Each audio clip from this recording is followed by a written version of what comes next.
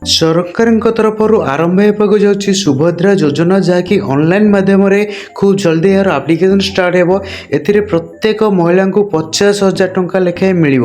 ତ କ'ଣ ଏହି ଯୋଜନା, ଯାହାକି ସୁଭଦ୍ରା ଯୋଜନା ନାମରେ ନାମିତ ହୋଇଛି, ତ ଏହି ଯୋଜନାରେ କ'ଣ ପାଇଁ 50,000 ଟଙ୍କା ଦିଆଯିବ ତା ବିଷୟରେ ଆମେ ଆଜି ଆଲୋଚନା କରିବା। ତ ପ୍ରତିବର୍ଷ ସରକାରଙ୍କ ତରଫରୁ ମହିଳାମାନଙ୍କୁ ସଶକ୍ତିକରଣ କରିବା ପାଇଁ ପ୍ରତିବର୍ଷ ଆସିଥାଏ ନୂଆ ନୂଆ ଯୋଜନା, ଯେଉଁଥିରେ ମହିଳାମାନେ ସ୍ୱାବଲମ୍ବୀ ହୋଇପାରିବା ସହିତ ସେମାନେ କିଛି ଟଙ୍କା ସଞ୍ଚୟ ବି କରିକି ରଖିଥାନ୍ତି, ସେମାନଙ୍କ ପରିବାର ପ୍ରତିପୋଷଣ କରିଥାନ୍ତି। ତ ସେଇଭଳିଆ ଯୋଜନା ଗୋଟିଏ ହେଉଛି ଯାହାକି ସୁଭଦ୍ରା ଯୋଜନା।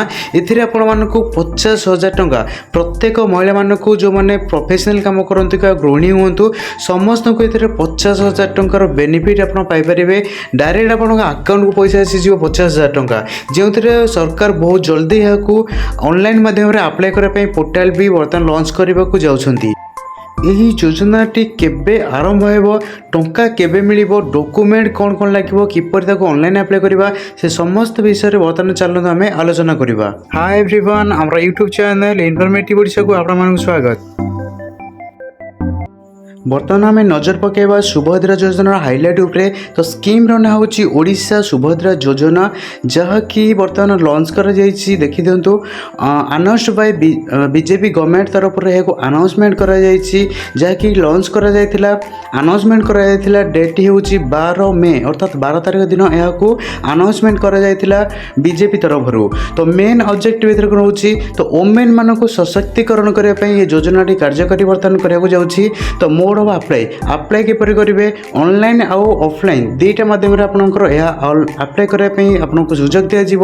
ତ ଏଥିରେ ବେନିଫିଟ୍ କେଉଁମାନେ ପାଇବେ, ଓଡ଼ିଶାର ସମସ୍ତ ମହିଳାମାନଙ୍କୁ ଏ ବେନିଫିଟ୍ ପାଇବାର ସୁଯୋଗ ଦିଆଯିବ। ତ ବେନିଫିଟ୍ରେ କ'ଣ ପାଇବେ ଦେଖିଦିଅନ୍ତୁ। ତ ବେନିଫିଟ୍ରେ ସେମାନେ 50,000 ଟଙ୍କାର ଭାଉଚର ପାଇବେ, ଓଡ଼ିଶାର ସମସ୍ତ ମହିଳାମାନେ। ତ ବର୍ତ୍ତମାନ ଚାଲନ୍ତୁ ନଜର ପକାଇବା ଏହାକୁ କେଉଁମାନେ ଆପ୍ଲାଏ କରିପାରିବେ, କେଉଁମାନେ ପାଇବା ପାଇଁ 50,000 ଟଙ୍କା ପାଇବା ପାଇଁ ଯୋଗ୍ୟ ଅଛନ୍ତି। ତ ତାପରେ ଆମେ ବର୍ତ୍ତମାନ ନଜର ପକାଇବା। ତ ଏଇ ଯେଉଁ ଆବେଦନ କରିବାକୁ ହେଲେ ଆପଣମାନଙ୍କୁ ନିହାତି ଭାବରେ ଓଡ଼ିଶା ରାଜ୍ୟରେ ଆପଣମାନେ ବସବାସ କରୁଥିବା ଦରକାର। ଓଡ଼ିଶା ରାଜ୍ୟର ଯେଉଁ ମହିଳାମାନେ ଅଛନ୍ତି ସେମାନେ ହିଁ ଏହାକୁ ଆପ୍ଲାଏ କରିପାରିବେ। ତ ଆପ୍ଲାଏ କରିବାକୁ ହେଲେ ଆଉ କିଛି ଚାଲନ୍ତୁ ଦେଖିଦେବା ଆଉ କ'ଣ କ'ଣ କ୍ରାଇଟେରିଆ ରହିଛି। ସୁଭଦ୍ରା ଯୋଜନାରେ କେବଳ ମହିଳାମାନେ ହିଁ ଏଥିରେ ବେନିଫିଟ୍ ପାଇପାରିବେ। ତ ଯେଉଁ 50,000 ଟଙ୍କା ମିଳିବ କେବଳ ବିବାହିତ ମହିଳାମାନଙ୍କୁ ହିଁ ଏ ବେନିଫିଟ୍ଟି ମିଳିପାରିବ। ତ ପ୍ରତ୍ୟେକ ପରିବାରର କେବଳ ଜଣେ ହିତାଧିକାରୀ ରହିବେ, ଅର୍ଥାତ୍ ଅବିବାହିତ ମହିଳା ଏଥିରେ ଯୋଗ୍ୟ ନୁହନ୍ତି, ଯେଉଁମାନେ ବିବାହ କରିନାହାନ୍ତି। ତ ବାକି ତାକୁ ଯେଉଁମାନେ ରହିଲେ ବିବାହିତ କରିଛନ୍ତି, ତ ପ୍ରତ୍ୟେକ ପରିବାରର ଜଣେ ଲେଖାଏଁ ମହିଳା ହିଁ ଏ ବେନିଫିଟ୍ଟି ପାଇପାରିବେ। ଏଥିରେ ଦେଖିଦିଅନ୍ତୁ ବୟସ ସୀମା କ'ଣ ରହିଛି। ବୟସ ସୀମା ଆପଣଙ୍କୁ 23 ବର୍ଷରୁ 59 ବର୍ଷ ଭିତରେ ଯେଉଁମାନେ ମହିଳା ଅଛନ୍ତି ସେମାନଙ୍କୁ ହିଁ କେବଳ ମିଳିବ। ତ ମିନିମମ୍ ଏଜ୍ 23 ବର୍ଷ, ମ୍ୟାକ୍ସିମମ୍ ଏଜ୍ ରହିଛି ଏଥିରେ 59 ବର୍ଷ ପର୍ଯ୍ୟନ୍ତ। ଆପଣଙ୍କୁ ଯଦି ଏଜ୍ ଅଛି ତେବେ ଏହି ସୁବିଧାଟି ପାଇପାରିବେ। ତାପରେ ସରକାରୀ ଚାକିରି ଯେଉଁମାନେ ମହିଳାମାନେ କରିଛନ୍ତି ସେଇମାନେ ଏହି ଯୋଜନାରେ ଅନ୍ତର୍ଭୁକ୍ତ ହେବେ ନାହିଁ। ସରକାରୀ ଚାକିରି କରିଥିଲେ ଆପଣ ଏହି ଯୋଜନାର ଲାଭ ଉଠାଇ ପାରିବେ ନାହିଁ। ତାପରେ ଦେଖିଦେବା ଏହି ଯୋଜନାର ସୁବିଧା କେବଳ ପରିବାରର ଜଣେ, ଯେଉଁ ମୁଁ ଆପଣଙ୍କୁ କହୁଥିଲି, ତ ପରିବାର ଅର୍ଥାତ୍ କାହାକୁ ବୁଝାଏ, ଧରି ନିଅନ୍ତୁ ଦୁଇ ଭାଇ ଅଛନ୍ତି, ଦୁଇ ଭାଇ ଯାକ ଯଦି ମ୍ୟାରେଜ୍ କରିଯାଇଛନ୍ତି, ସେମାନଙ୍କର ପରିବାର ଅଲଗା ହେଇଗଲା, ତ ସେମାନେ ଦୁଇ ଜଣଙ୍କ ବି ପାଇପାରିବେ। ତ ଏଇ ଯେଉଁ ସୁବିଧାଟି ରହିଛି ପରିବାରର କେବଳ ଜଣେ ମହିଳା, ତ ପରିବାର କହିଲେ ମ୍ୟାରେଜ୍ କରିଥିବା ଗୋଟିଏ ପରିବାରକୁ ହିଁ ବୁଝାଏ। ତ ଆପଣମାନେ ନିହାତି ଭାବରେ ଏହାକୁ ଆପ୍ଲାଏ କରିପାରିବେ। ଯଦି କାହାର ଡାଉଟ୍ ଅଛି ୟା ଉପରେ ଆମକୁ କମେଣ୍ଟ ମାଧ୍ୟମରେ ଜଣାନ୍ତୁ, ଆମେ ବି ତାକୁ ରିପ୍ଲାଏ ନିହାତି ଭାବରେ ଦେବୁ। ଏଇ ଯେଉଁ ସୁବିଧାଟି ଅଛି, ତ ଜଣେ ଲେଖାଏଁ ମହିଳା, ତ ଯଦି ଡାଉଟ୍ ରହିବ ତ ଆମେ ତାର କ୍ଲିୟର ନିହାତି ଭାବରେ ଡାଉଟ୍ କ୍ଲିୟର କରିବୁ। ତ এই ବ୍ୟବସ୍ଥା ଯେଉଁ ଅନ୍ତର୍ଗତ ଅଙ୍ଗନବାଡ଼ିଙ୍କ ସଂଖ୍ୟା, ତ ଅଙ୍ଗନବାଡ଼ି ଯେଉଁ କର୍ମୀ ଅଛନ୍ତି ସେମାନଙ୍କ ସଂଖ୍ୟାଟିକୁ ମଧ୍ୟ ଗଭର୍ଣ୍ଣମେଣ୍ଟ ତରଫରୁ ବୃଦ୍ଧି କରାଯିବାର ବହୁତ ସମ୍ଭାବନା ଅଛି। ତ ବର୍ତ୍ତମାନ ଚାଲନ୍ତୁ ଦେଖିବା ଏଥିରେ ଡକୁମେଣ୍ଟ କ'ଣ କ'ଣ ଲାଗିବ। ତ ଆପ୍ଲାଏ କରିବାକୁ ହେଲେ ଆପଣମାନଙ୍କୁ ଡକୁମେଣ୍ଟ କ'ଣ ଲାଗିବ ବର୍ତ୍ତମାନଠୁ ରେଡ଼ି କରି ରଖିଥିବେ ସେଇ ଡକୁମେଣ୍ଟ ଗୁଡ଼ିକ।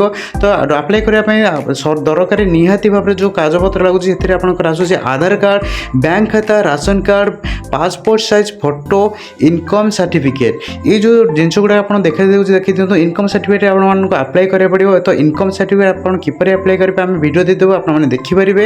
ତ ବାକି ଯାହା ରହିଲା ଆପଣଙ୍କର ଆଧାର କାର୍ଡ଼, ବ୍ୟାଙ୍କ ଖାତା, ration card, passport size photo, ଏସବୁ ଆପଣଙ୍କ ପାଖରେ ନିହାତି ଭାବରେ ଥିବା ଦରକାର। ତେବେ ଆପଣମାନେ କେବେ ଆପ୍ଲାଏ କରିବା, ଏଇ ଯେଉଁ ଯୋଜନାଟି ଆସିଛି ଗଭର୍ଣ୍ଣମେଣ୍ଟ ତରଫରୁ ତାକୁ କେବେ ଆପ୍ଲାଏ କରିବେ। ତ ଆପ୍ଲାଏ କରିବା ପାଇଁ ଗଭର୍ଣ୍ଣମେଣ୍ଟ ତରଫରୁ ବର୍ତ୍ତମାନ କିଛି ସେମିତି ଡେଡ଼ଲାଇନ୍ ଦିଆଯାଏ ନାହିଁ, କିନ୍ତୁ ଯାହା ବି ଆଶା କରାଯାଉଛି ଅଗଷ୍ଟ ମାସରୁ ଏହାକୁ ଆପ୍ଲାଏ କରିବା ପାଇଁ ଷ୍ଟାର୍ଟ ହୋଇଯିବ ଅନଲାଇନ୍ ମାଧ୍ୟମରେ। प्रत्येक महिला यार लाभ उठे पारे परिवार प्रत्येक महिला अर्थात जड़े लेखा ही यार बेनिफिट नहीं पारे। तो बेनिफिट नापी आपंकर जहाँ जहाँ भी डॉक्यूमेंट लगुच बर्तमान ठारू रेडी कर रखि था। अगस्ट मसर यह आरंभ होगा जाऊँगी। तो सुभद्रा योजन प्रत्येक महिला को 50,000 लेखाएं मिल। तो यह निहती भाव में जहाँकि अनाउंसमेंट कर तो अनाउंसमेंट हिसाब से गवर्नमेंट लागू करा जाऊँगी। तो यह संपूर्ण वीडियो जब आपको भल लगे सांग मान सहित शेयर कर दिंतु।